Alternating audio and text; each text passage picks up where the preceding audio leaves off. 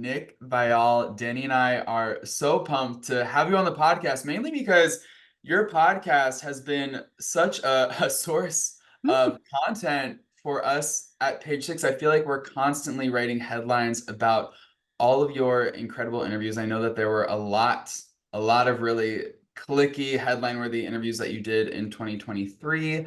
But anyways, yeah, we're so excited to chat with you, and hopefully we can create some clicky moments. Ooh. Well, first, I just want to say thank you for covering my show. We appreciate it. We work hard here at the Viall Files. We love doing what we're doing, and so thanks so much for listening and covering what we like to talk about.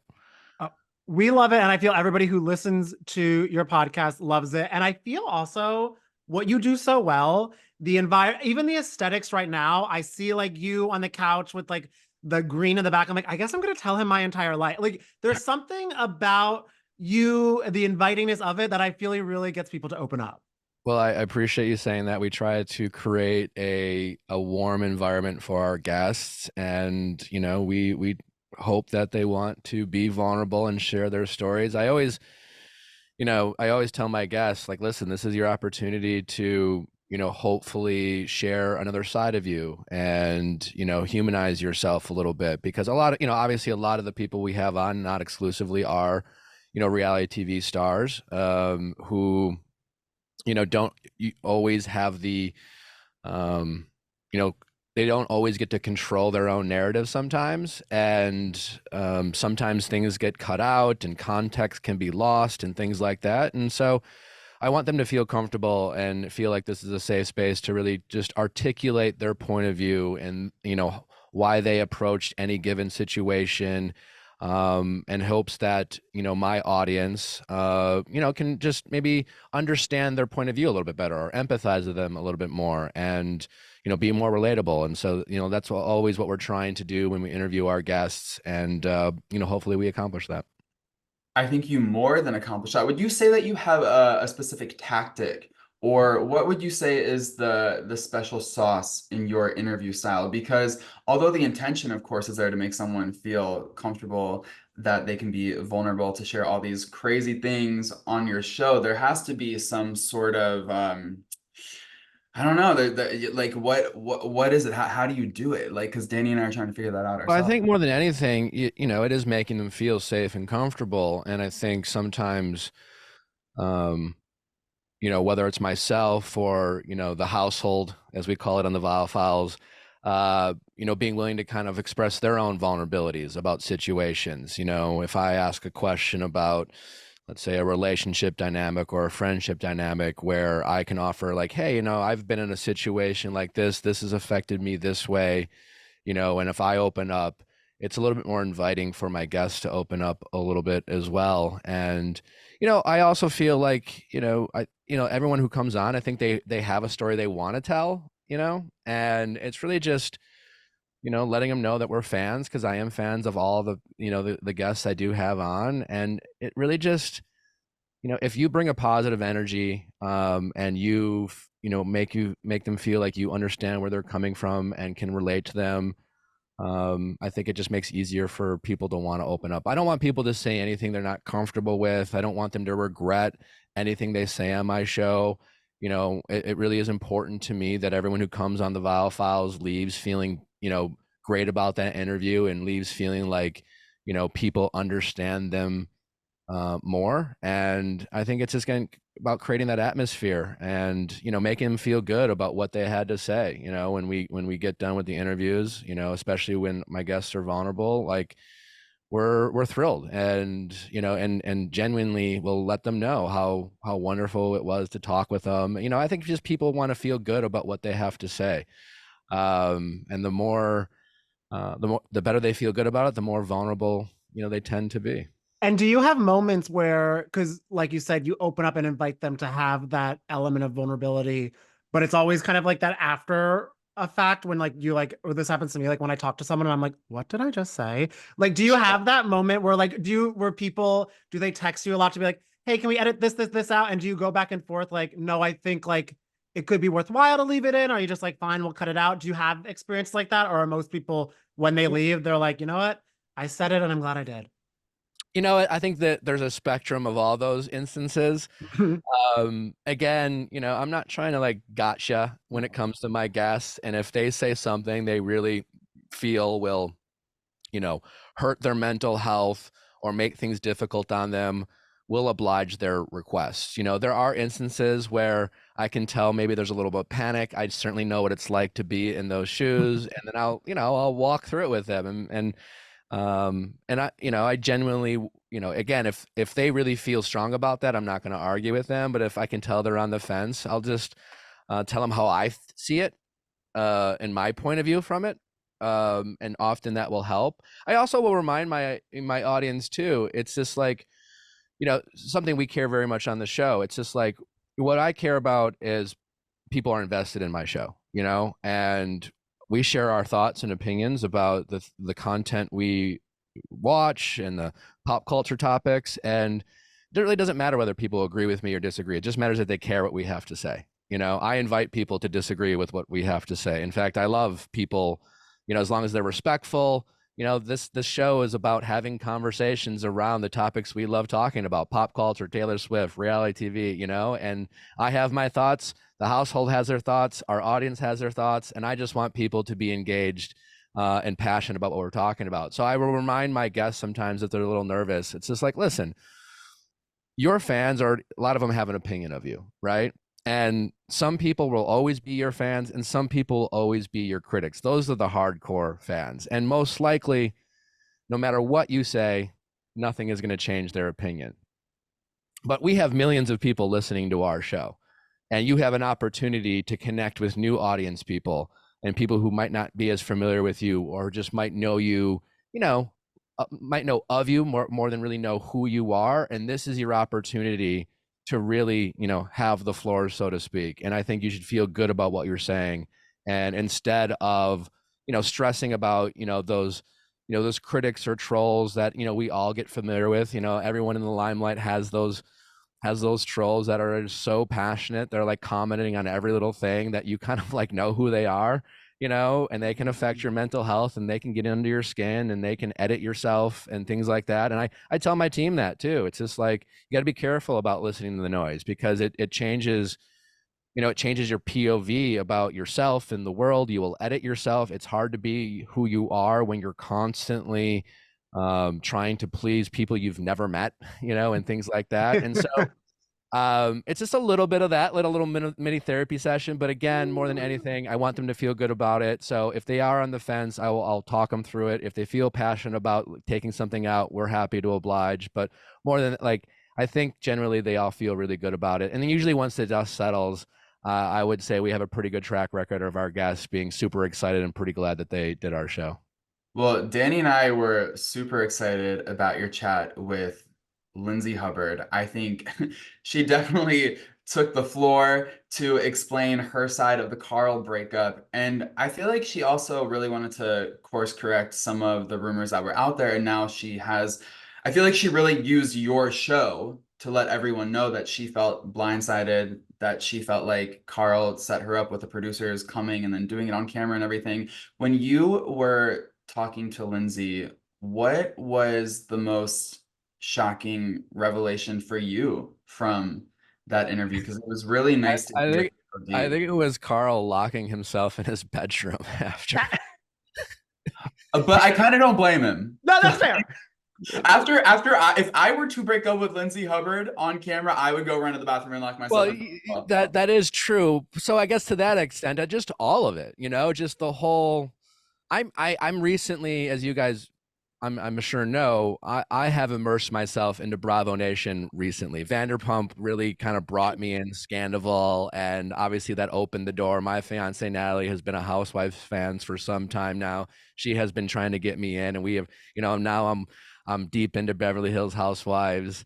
I just started Salt Lake City. We've had Heather on from Orange County. So yeah, I'm fully into Bravo, and it's really just been a blessing, and it's really it's so great. I lost my train of thought. What were we talking about? So yeah, I guess what I brought that up just because I am really just fascinated, and it started with Vanderpump, just like you know, my experience on reality TV has always been one where I get immersed in these intense, very controlled atmospheres that have a very structured timeline.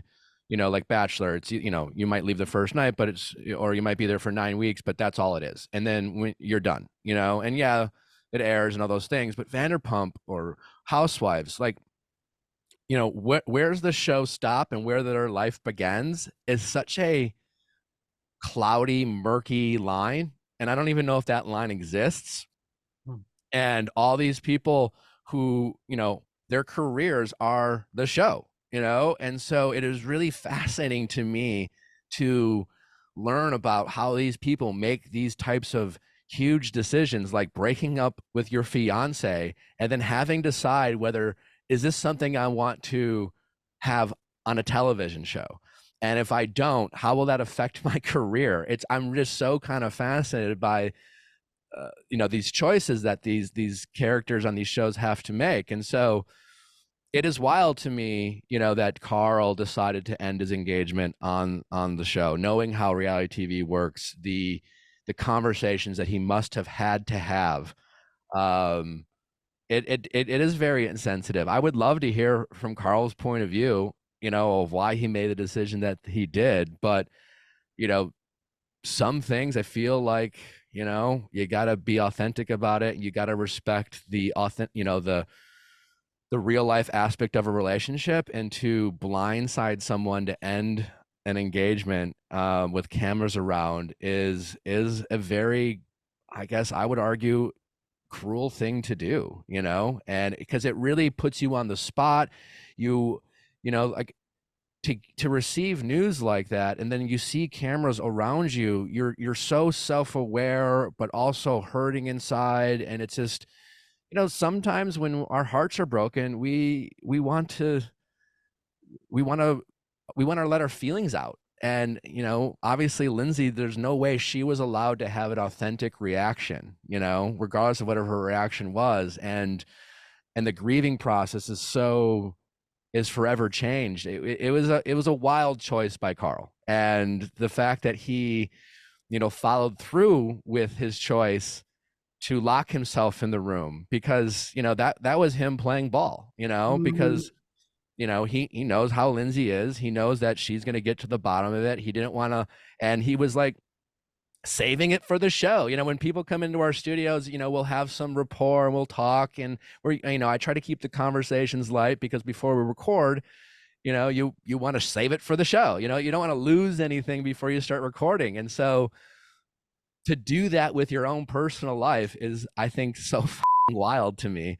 And something that I don't fully understand, because I haven't been a part of, you know, Bravo Nation, but it is hard for me to understand that Carl could do that with someone he says he cares about. And I know that entire moment, and then just then realizing, because like you're saying, it affects her career, because not only were they couples, they're coworkers. So it's not like she'll never see each other again. Oh, they Oh, got a whole summer to hang out. You know, it's and like wild. BravoCon and press obligations and everything like that. And I'm curious. I love that you said you would love to hear Carl's POV, because the second I saw Lindsay going on your podcast, I was like, I wonder if Carl's gonna DM Nick. And so I'm guessing he has not yet. He has not, but I Okay. did recently have Olivia on my show, and I have heard from a couple of Southern Charm characters, but Oh, with nothing. okay. Tell us about that. Well, I won't reveal, because obviously some, you know, I'll hope to have some of them on, and I don't You're like, want follow to. and subscribe, babe. Then you'll reveal. Yeah, follow and subscribe. But yeah, I mean, it's been super fun for our show, The Viall Files, to immerse ourselves into Bravo world. And you know, we work really hard to try to become the show where, you know, whether it's reality TV personalities or pop culture personalities, if they have a story to tell, you know, this is the place, you know, I hope people want to tell their story. And, you know, so if it's Lindsay telling her side of the story, you know, we're big fans of Lindsay, but at the same time, we don't play favorites, and we want to, you know, if we give one person the opportunity, you know, the people they're talking about, they deserve an opportunity as well. And we certainly hope that they choose our show to do that. Having immersed yourself in the Bravo world recently post Scandival, is there a part of you that wishes your journey in reality TV would have happened in an environment like Bravo versus Bachelor Nation? Like, does that style of reality TV, is that attractive to you? No, no, no, absolutely not. No, I mean, I really do give all the people on the Bravo shows a ton of credit because I don't think people appreciate just how hard it is what they do, the vulnerability it requires, to really put all of your life out there, and all, the good, bad, and sometimes the very ugly. I also just don't think I can be snarky, and I certainly was, people I guess found me entertaining, and I was always surprised in Bachelor World, where in the times where I was considered the bad boy, because Bachelor World's pretty vanilla, but like, I kind of joke, we're watching Vanderpump, in Bachelor World, you can get a bad rep for interrupting someone, Oh, you know. In Vanderpump, it's like episode 3 of season 4, and someone's just like a stripper, and it's like no big deal, and like that's just like one moment of several. It's like the intensity of their lives is like is outrageous to me, and I'd kind I of don't love know to if watch really you the just cat. like clutching your pearls, being like, "Why is everyone fighting? What's going Yeah, on?" I know. Like, just I having think a I could. breakdown. I think I could get some interesting commentary as a friend of these people, but I don't know if I would be as I don't know if I could deliver with the lifestyle that I have. Natalie and I do a lot of TV watching.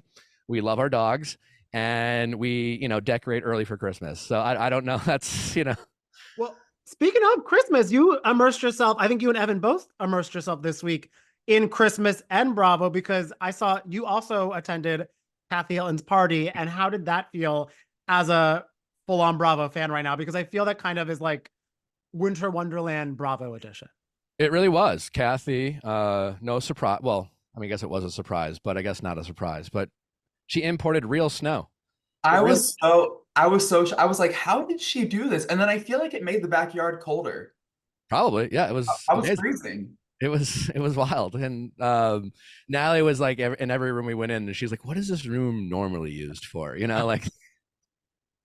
But yeah, it was a ton of fun, and I've had a chance to interview Kathy in the past. I met Kyle that night, and other housewives I've met in the past. So yeah, I mean, it is fun, because we here at the Viall Files are doing more and more Bravo. It's fun to continue to meet some of these lovely ladies. And then we went to the Variety Top 40 Most Powerful Women in Reality TV the next day. So it was back to back hardcore reality TV, and met a few more wonderful housewives.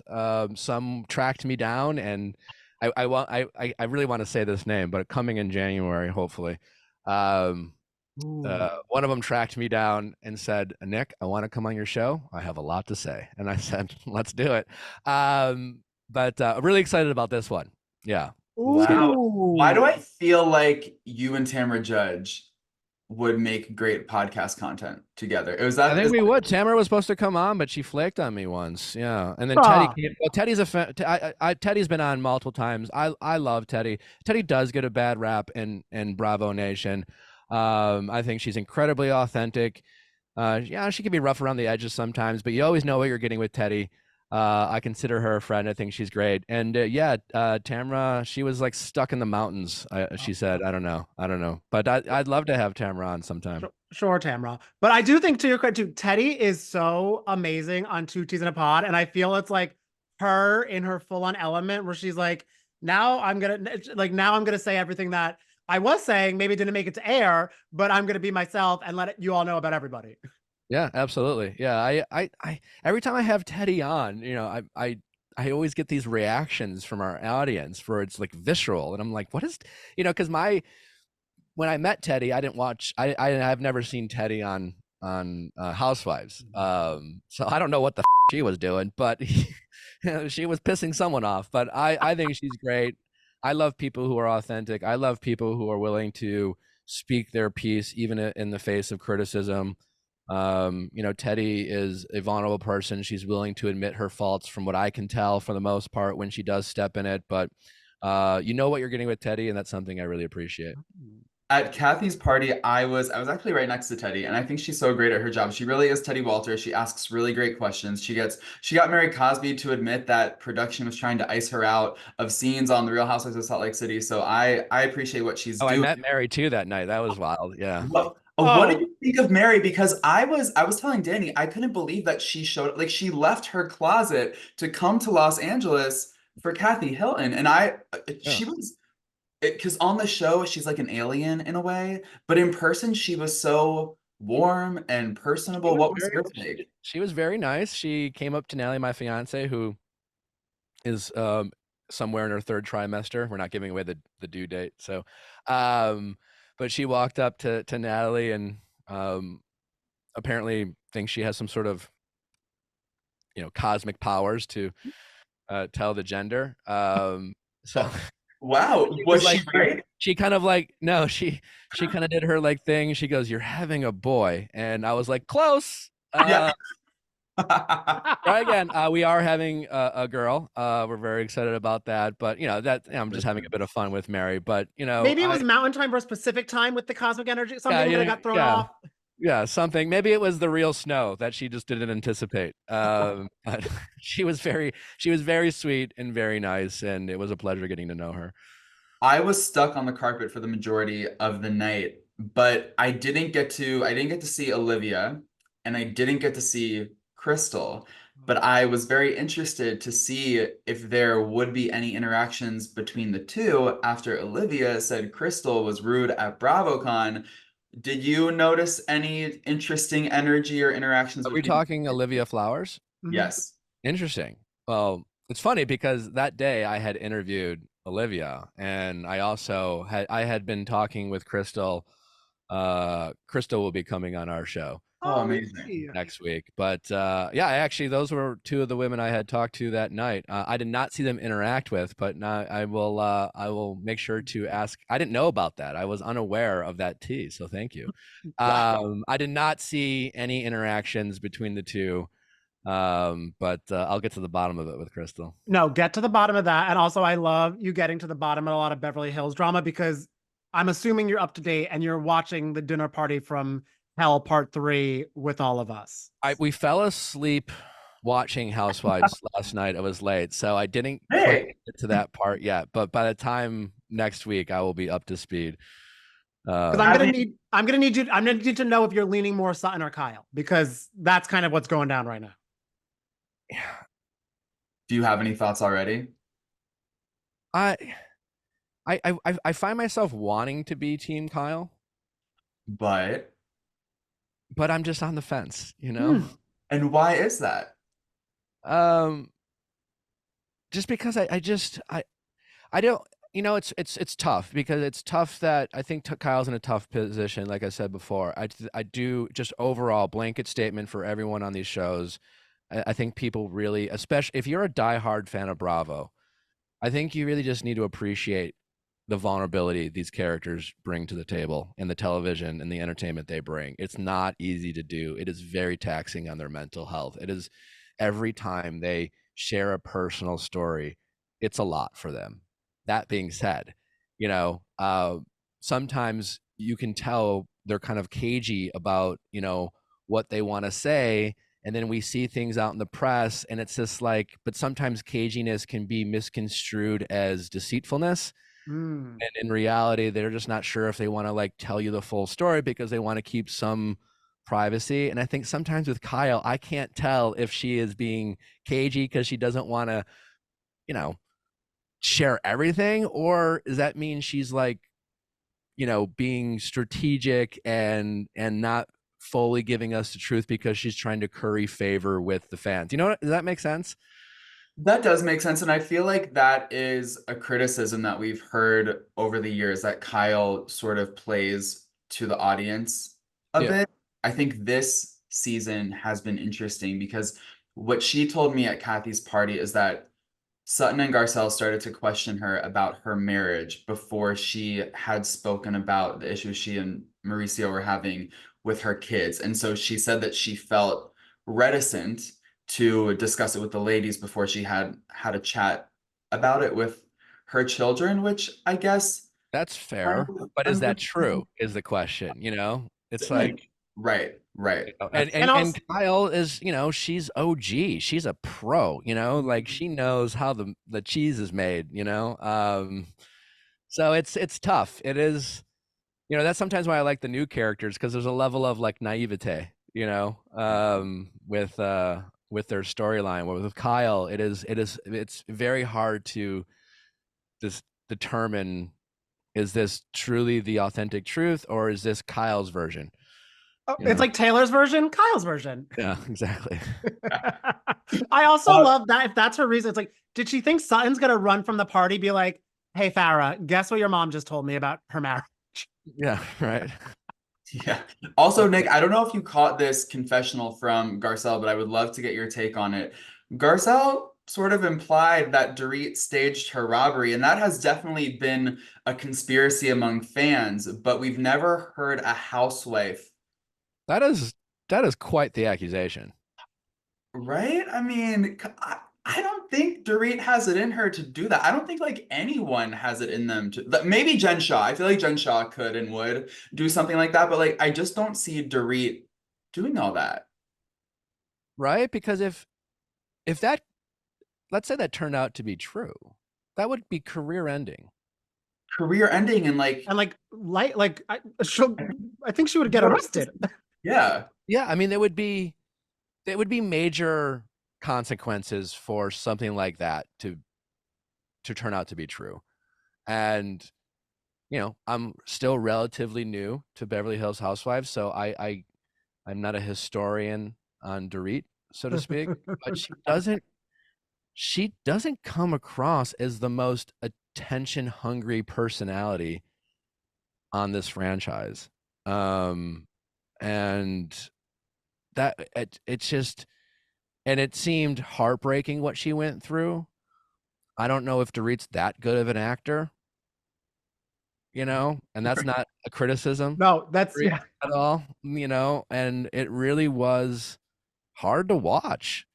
You know, Dorit talk about the violation of having someone like come into your home, and oh, what a icky feeling to have to experience something like that. I That's a wild accusation by Garcelle. I hope it's not true. I'm gonna say that it's easier for Garcelle to drop that juicy line and then ask for forgiveness from Dorit. That's far more believable, you know, because it's Housewives. Hey, we need some drama. Throw out an accusation, than actually thinking this would be actually true. Because if it's actually true, that's a new scandal. You know, that's Yeah. massive. That's Rachel goes rogue. The Dorit goes. I don't even know where Dorit will go after that. Oh, it's Wait. wild. But I mean, I can. Dorit's. I don't know which. I'm gonna ask you guys. Which do you think is more outrageous, good or bad? ITM. I call them ITM in the moment interviews. Mm-hmm. That's my bachelor talking. Erica's or Dorit's? Because like Erica, she's got her like spandex pink, you know, tie thing, which is very colorful and loud. And then Dorit has her Dior kind of like uniform on. And I will say it is very hard to empathize with someone talking about, well, I guess any misfortune when you're like in a, what I can only assume is a couple $1,000 outfit. It's just, it doesn't pull on the heartstrings. When Erica's like, I check my electricity bill and I shiver when she has custom Louis. I'm like sitting in my studio apartment and she's in head to toe Fendi. I'm like, you're freaking out about your electricity bill. Yeah, your outfit requires a security team, you know, like that actually, a down payment for like, I feel half of her bags. Yeah. That's such a great point. I have literally never thought about that. So like they really are. They're talking about their misfortunes, but they're dressed in head to toe designer. And I'm just a dumbass viewer being like, of course they are. But that's something to think about, guys. It's why I just get a kick out of it, you know. I mean, you can't be an amazing housewife without lacking a little bit of self-awareness, you know. When Erica asked her therapist point blank, what is empathy? Oh my God. That was wild. But at least she wasn't afraid to ask. At least she was self-aware to know that she did not possess empathy. So let's get it up for Erica there, right? I honestly, I think Erica knows what empathy is. I think she was leaning into the He's a question. showman, as Yeah, Dorit would call her. Yeah. she is.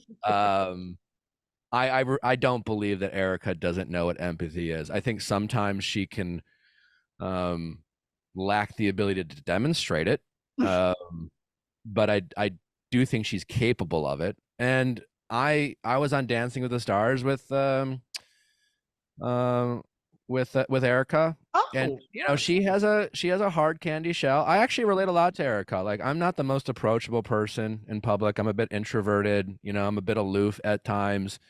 Um, and and so I think sometimes I can kind of give off an unapproachable vibe at times. Erica can give off the same thing, but when you're having a one-on-one with Erica, she's cool as fuck. She's cool to talk to, chill, warm, very inviting, seems very down to earth, so it's weird how much she has like these shy sides that she chooses to tell. And but there is a very kind and warm side to Erica that I got to know on Dancing with the Stars. And I think sometimes um she almost does herself a disservice for I guess for the show or for the entertainment, and Mm. people don't get to know the real Erica at times. I Uh feel like the Viall Files would be a great place and space for Erica to put her warmth and vulnerability on display. I feel like she does well in long form I situations. think so. I'd love to have her on. I don't know if she's gonna like my take on the earrings. Oh, Oh, d- you've expressed your take on the show before, I'm assuming, and has she DM'd you I have or? not heard. She didn't tell me to off like she told John Hamm. that's true. Wait, very quickly, what is your take on the earrings? I mean, I think what most people is just like, come on, Erica. Like, you know, it's really not about, I think, she won her court case on a technicality. The technicality being is like there's no way to prove if the money that her husband stole was actually used for these earrings, because he, in addition to stealing money, he also made legitimate money. So like, how can you really tell, but the Mhm. reality is that Tom did steal millions of dollars from a lot of innocent people. And it's just, if nothing else, it's just very tacky to not only wear them, but to talk about their value. Um, and while that money clearly could be used to right a few wrongs when it comes to the crimes that her husband did commit. And I do feel like Erica is innocent of those crimes. I really feel for her when it comes to, there's nothing worse than to trust someone and to love someone and have them go behind your back and not only ruin their reputation, but by proxy ruin yours. So I very much empathize with what that might be like for Erica, but nevertheless, she was spending money that wasn't hers, whether she knew about it or not. Hmm. And And also, she has a lot of earrings. Like, girl, you could say goodbye to these. You have other nice stuff. yeah, But so what I will say, if she's worried about the electricity bill, she wants to hang on to the $1 million earrings in case there comes a month when she can't pay her there you electricity go. bill Yeah. again. No. Wait, and I like that you say you and her, you feel a similarity, like a kinship to her. Will we see you? Are me and Evan buying tickets to Nick's residency? I would love to see you do a little burlesque moment. I mean, I'd love to see me do it too. I don't know. If we could sell enough of tickets, I don't know. Well, Maybe, you know, yes, those are hard to sell. I'm gonna be I'm gonna be a dad soon, so That's I need my daughter to look up to me. Um, so we'll see. Wait, so there's a lot of it. Like for you, you have fatherhood to be excited for. Me and Evan don't have as much going on in our lives, so we're mainly just looking forward to the new season of Vanderpump Rules. Oh my God, yes. That I feel is kind of my child. What are you going into it as a viewer after you even said this was the show that opened the Bravo gates for you? Are you excited for this new season? Are you worried for anybody? Because Ariana even said she Yeah, wouldn't be surprised if people turn on her. she did. She did. Well, Ariana's a pro, and Ariana knows that how this works, and you can only hate someone for so long, even Tom Sandoval, and people like a comeback, and things like that. So I am worried for Ariana, just because the nature of how these shows work is there's just a natural like peaks and valley and in character developments and arcs and blah blah blah and things like that. I'm worried as a fan in the sense that how can they live up to the hype and the drama that is Scandival? And since getting into Vanderpump, we here at the Viall Files have gone back to season 1 and have been recapping behind Viall Files Plus. If anyone is interested in going through that journey with us, check us out. But oh my God, we just finished season 2. Oh. I think that was the greatest season of reality television of all time. Ever. There's something about season 2 that really hits. They're artists. And honestly, like part of me is glad that I didn't watch season 2 prior to Scandival, because I find it I would have empathized with Tom a lot more. And I don't know if I don't know if anyone had the appetite for any type of empathy for Tom in that moment. But there were some I was obviously I was very hard on Tom. I continue to have been hard on Tom. I was hard on Tom to his face when we did Special Forces.